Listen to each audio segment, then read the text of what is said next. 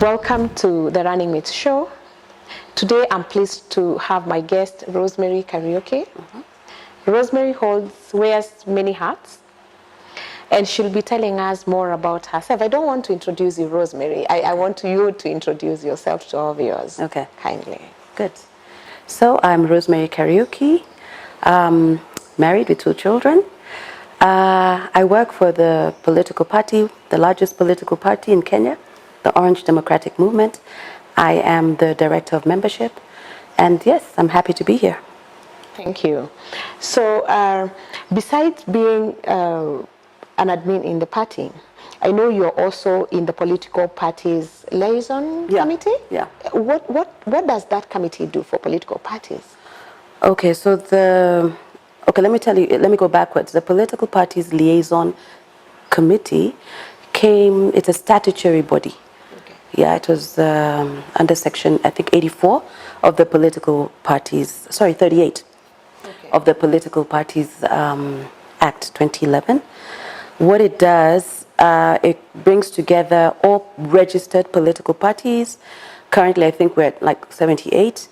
Then the registrar of political parties and the IEBC. Okay. It was formed from the Kriegler Commission so that political parties can engage.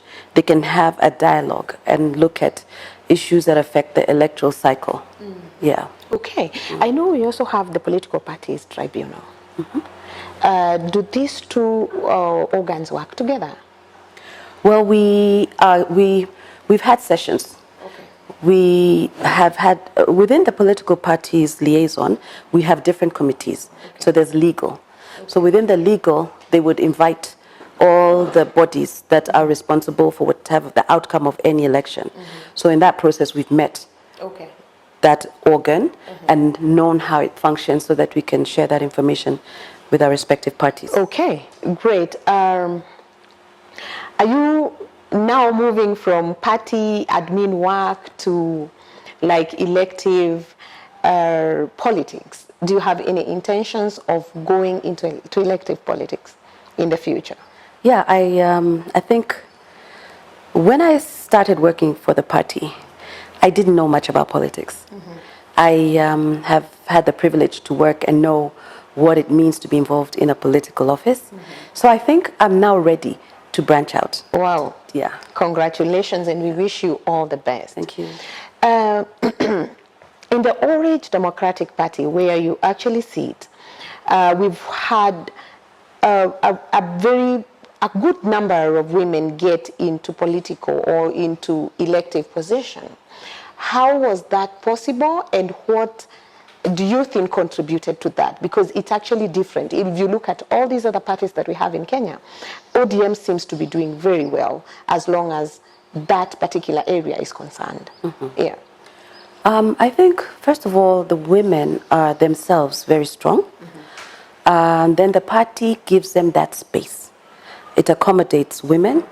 One of the ways it accommodates the women is if, for instance, both women and youth, if there's a certain amount that you have to pay for nominations, it's cut in half. Okay. So it makes it easier for them. Okay. But more so that the party leader really believes in empowerment of women. So he encourages the women. Then we have also an extra added value with the Women League.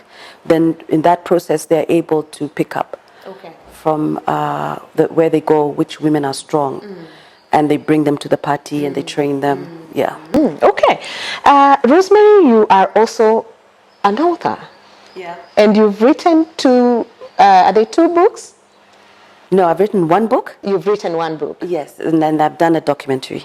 Okay, so it's a book and a documentary. Yeah. Maybe you can tell us about that and what really made you think about doing that. Was it a side hustle, or is it something that you really wanted to tell us? Okay, let me go backwards a bit and tell you that coming from a political family that suffered one of the most, I think, terrible assassinations in the history of Kenya, we grew up knowing that we were not liked by the society. We grew up thinking that probably my dad was not a good person. My dad having been the late J.M. Kariuki. So we all stayed away from politics, and we all tried to find a way because we were grieving in the public eye. And so we all tried to find a way to get away from politics. And so I decided, as a Christian, I told God, I know you created me for a purpose, and I'm going to serve you. And in that time, I want you to show me my purpose. So for very many years, unknown to many people, I was a Sunday school teacher. And one day, I just started feeling the urge. It was time for me to come out of this comfort of being away and shying away. And I decided that I'm going to write a book. Okay. And at the same time, I also decided I want to know who was my father, because he died when I was young, and I needed to know. The reactions I get from people were very positive, but I didn't know who was he. So I started first the documentary, which is called In Search of My Father. I wanted to know, how did he speak? How did he look? Because your memory becomes vague, and I didn't have, we had pictures, but we didn't have like video clippings. That was not so common. And so I was asking people questions on who was he? Okay. What did he believe in? How did he laugh? Okay. And in the process, I discovered a person I never knew. And for the first time, I felt bold enough to say I am my father's daughter. Oh, wow. And that's how I wrote the book. Okay. Yeah. Okay. And I believe the book is in our bookstores around town. Yes. I was able to get my copy from Westgate the other day. Oh, Westgate. Yes. Okay. Yes. Oh, okay. Yeah. Okay. I know. Now I would like to really ask you an even more personal question, and because listening to your story and the experiences that you had, and you said that your father died when you were really a young girl. I had a conversation 2 days ago with Honorable Kioni. We were actually on a TV show on Inoro, and he kept mentioning your father. Yeah. And he was saying that your father was able, the late J.M. Kariuki was able to give the people of Daragwa piped water in 1975. Yeah. Are you following your father's footsteps? Do you want to go and run in Nyandarua or Daragwa, or what are your intentions? Because I actually, as Mheshimiwa was talking about these issues, I could really, in as much as I think I also don't, apart from the book that I'm reading, I also didn't know much about your late dad, but he was able to bring it out. And I could see the conviction, I could see the people of Ndaragwa were so honored to have him as their member of parliament. So are you following that route? Okay, so what I've learned, let me first say what I've learned about him, is that he believed in social justice, that all Kenyans deserve the democratic right to good health, water, because the things that ailed Kenya when he first came into politics was poverty, a disease, and I think ignorance. So at that time, the disease that was killing people was cholera.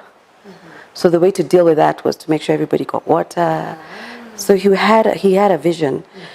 And at that time, Daragwa was part of Nyandarua North.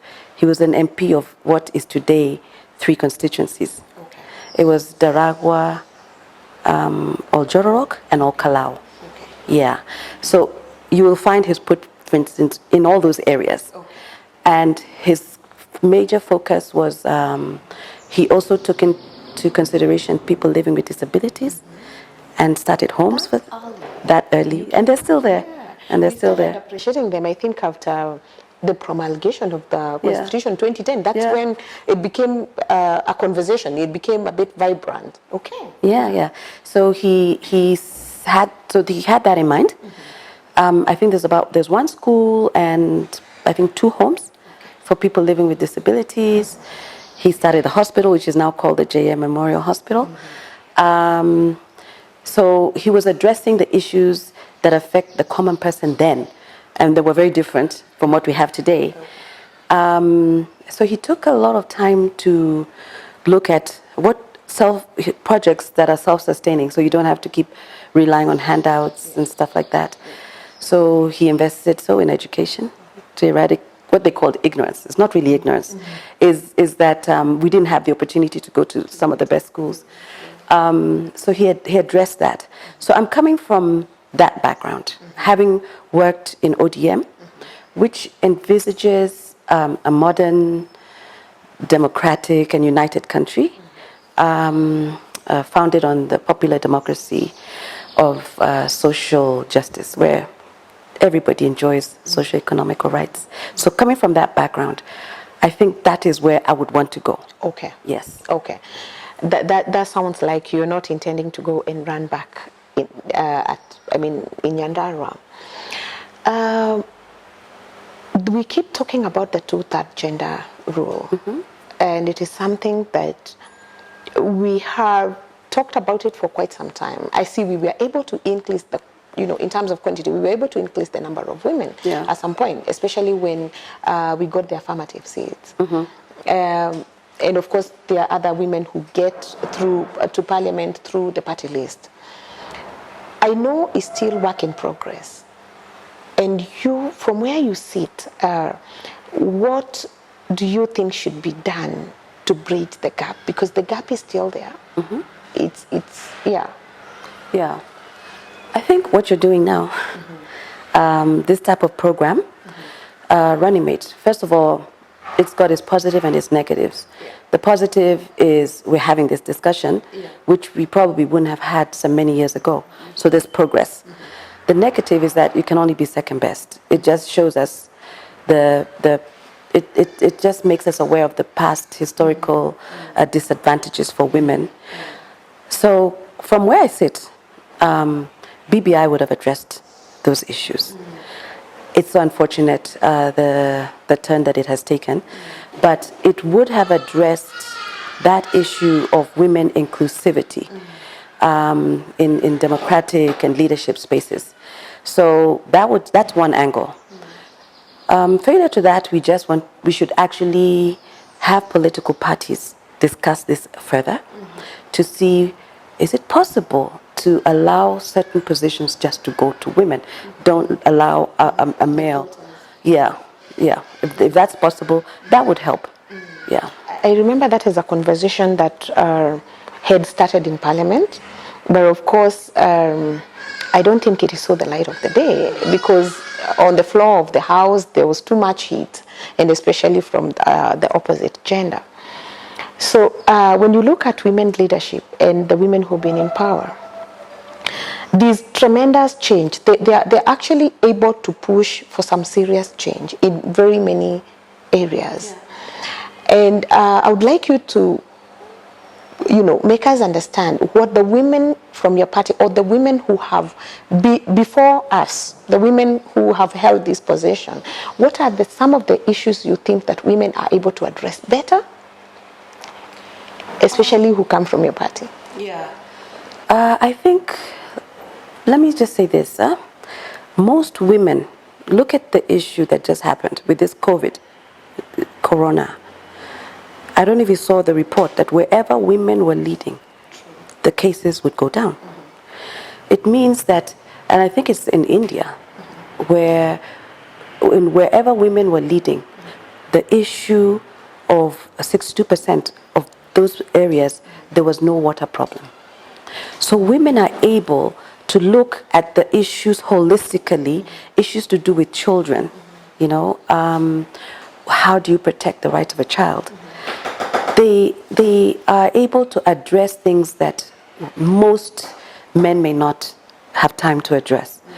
So you find that besides being a legislative member, they have a heart for the country.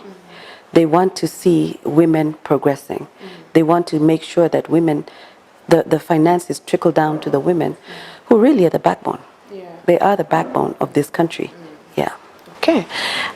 So looking at the political terrain and the many achievements that we have had as women, because I still think we should celebrate the achievements, even as we keep saying that this is where we are headed and this is what should happen. What do you think the country, or rather, what would be your word or your advice to women generally, especially those seeking leadership? Oh, I would tell them that first of all, they should remain feminine. They should remain as women and not have such a tough, I'm taking on this man attitude. It should be. What a man can do, a woman can do. Yeah, that's not the approach. The approach is, first of all, you're a mother, you're a sister. And that's the approach you should first have, is maintain who you are. God blessed you to be a woman. Maintain that. Secondly, do a lot of research. Research on what it is that you want to do. Have a vision of how is it, if you were elected, how would you do things differently? Not because you're a woman, but because you want to bring some sanity in an area that looks, actually not sanity. I think what you want to do is upgrade and improve the lives of the people that you are leading. Both giving them equal rights. Equal rights. Not because you belong to this party or that party, but because, first of all, you're a Kenyan, you're a woman, and that you can do it. So I'd encourage as many women as possible in whatever field, medical, name it, to come out and vie. Join a political party, know more about it, do some research about what does this party stand for, and then take your place, and prepare. Okay. What are the key 5 things that if Rosemary got to office, either as the governor or the running mate, would want to see? Yes. First of all is equality. Equality? Equality. Good governance, in the sense that you want to be able to reach out to the community. You need to inform them. What are their rights? What are they entitled to? Sending that information out. Bringing unity. Unity. We need to be united in this country. We shouldn't look at things like, oh, so you're an ODM because you want to be a minority. That's not true. So we need to bring unity, unity of purpose, to lead this country to a higher level. Have I said 3 or 4? I think you've said 3 so far. So I've said unity, equality, good governance, prosperity. Yeah. I'd like to see prosperity. I'd like to see, let me see what else. I'd like to see a woman leader. I'd like to see more women. I'd like to see gender, more women in leadership. In leadership, and if I was in leadership, I'd like to see more women occupy certain, engendering, yes, Position. yeah. Okay. It was nice having you on the show. Thank you. And we're coming to the end of this short program, getting to know who Rosemary is, getting to know what Rosemary stands for, and actually getting to understand you and your background, just like you have narrated to us. Yeah. So thank you so much for joining us. Welcome. And you can do a short parting shot. Oh, my parting shot is, okay, first of all, thank you. Thank you very much. And my parting shot is, I just want to say, we all belong to Kenya. Kenya is ours. And we should find a way to be patriotic about our country and move it to a level where we're not looking at tribe and we're not looking at gender. Yeah. Okay. Asante sana, Rosemary. We've come to the end of our show today and our interaction with the very bold Rosemary Kariuki. And thank you very much for watching. Continue watching us. Keep it here for more.